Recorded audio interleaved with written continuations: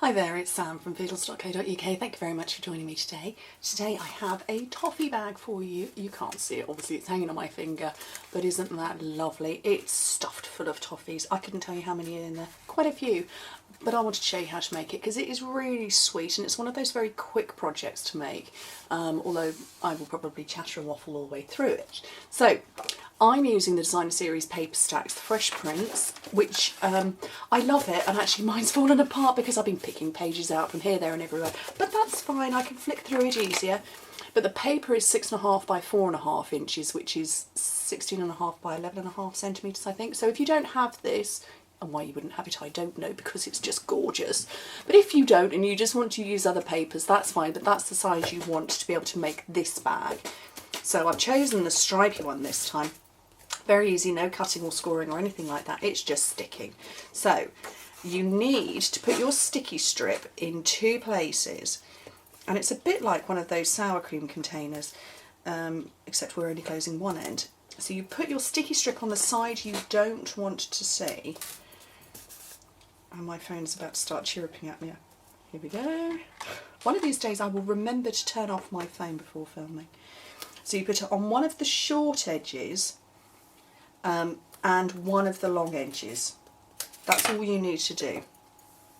So to start folding, it's going to roll round like that and then it's going to pinch at the bottom. So you take your sticky strip off, but only off the short side, and you just roll it round and you stick it, and there's no, I have to say there isn't an easy way to do it, but it's not particularly hard. So I'm probably going to fumble like crazy here now. There we go.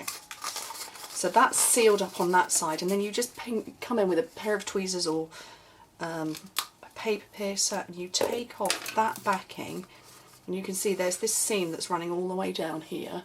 Can you see that seam? There we go. That seam, you want that in the middle at the back basically.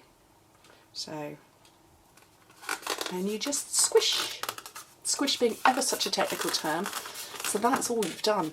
And now it's just a case of assembling it, but I've got this little pretty edge on it, so I've got the, what's this one called? Scallop edge, border edge? I can't remember, that's outrageous, isn't it? So you just slide it in, and you can see that there's guides here. So I'm just going to do it straight into the middle, and then you follow the pattern. You can see that pattern, so you line up your previously punched edges into there.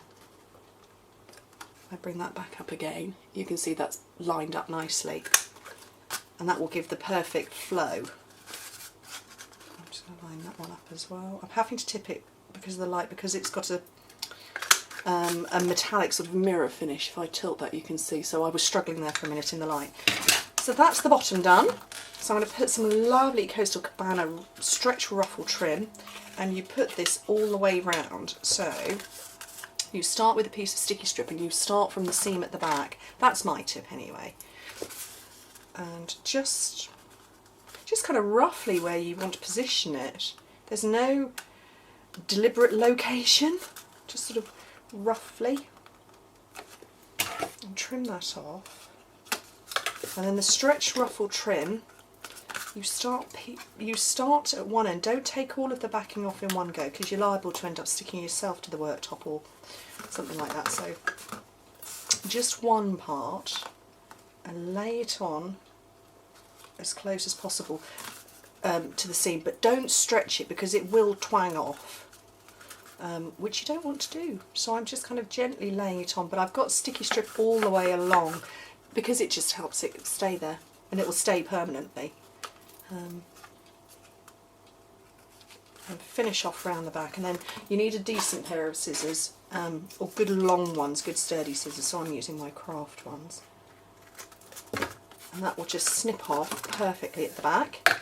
So that's that part done. We'll do a little bit of stamping. Shall I get off my desk? Let's do that. We'll do the stamping next, I think. So just got some Whisper White, and there's Real Red, and there's Sahara Sand and Crumb Cake going on in the background of this as well, but I like the Coastal Cabana.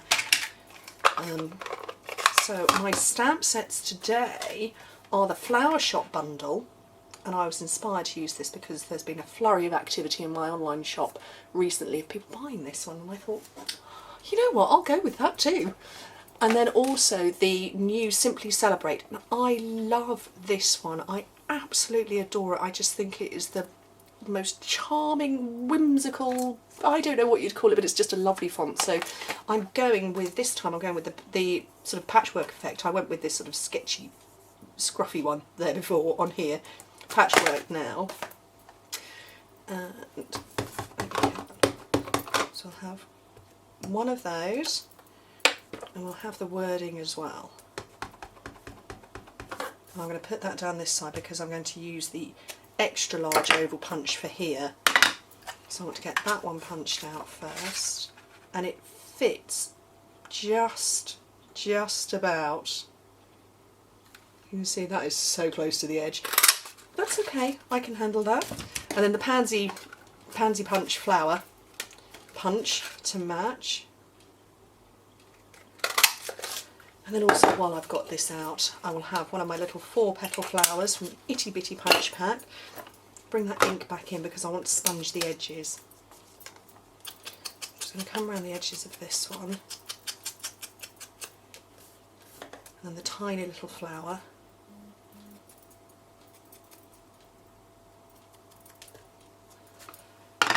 And start building up. So I want my bone folder to curl the edges of the pansy. And you just come in, and I would come in with the point. Let me find something dark. Come in over the point, and then also just into the petal itself. And then that way you'll get a good curl on just the petals.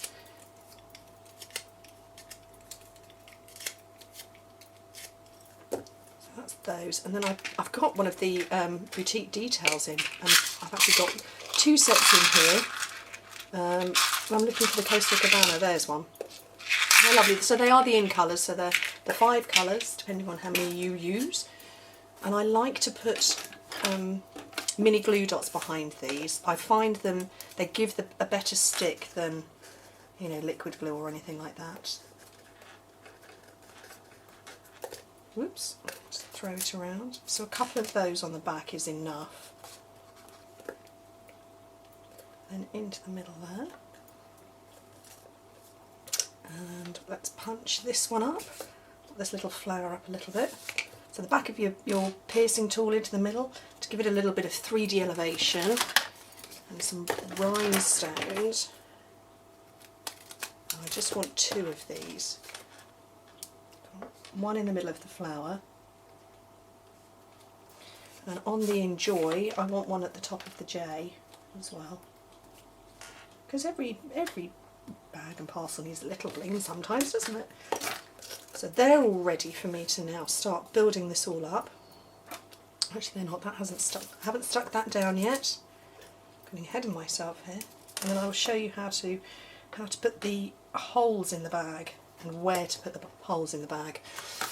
So we need these. If you were making a sour cream container, you would have folded it and closed it that way. So that would give you that sort of shape. So we want to punch holes right in the middle, basically. So I did have around here somewhere. Here it is. A hole punch. Any kind of hole punch will do, whether you've got one from the stationers or anything like that. So it doesn't really matter, but you want to go in the middle at the sides to punch your holes in. I've got the Real Red stitched ribbon, which is lovely. I don't use this often enough. I really should get them out more. I just fancied using the stitched, the red with the white. I will often find myself reaching for the 1/8 of an inch taffeta ribbon, but I wanted the white going on with it. And then just, that's about the right length. Sometimes there is no science to my crafting whatsoever. It's a dash of this and a bit of that and a snip here and there.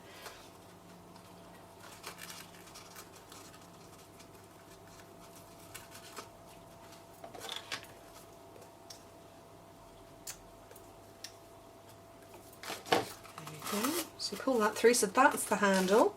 We pop all of these bits on, so I want dimensionals on there.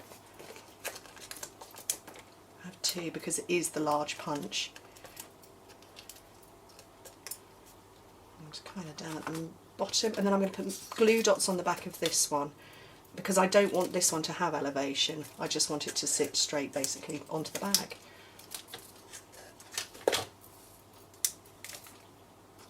And just up there, and then the toffees. I have got Tesco's Dairy Toffees. Let's see if we can fit all of those in. So 1, 2, 3, 4, 5, 6. Oh, we could probably fit 7 in. Oh look, one for me before the photographs get taken.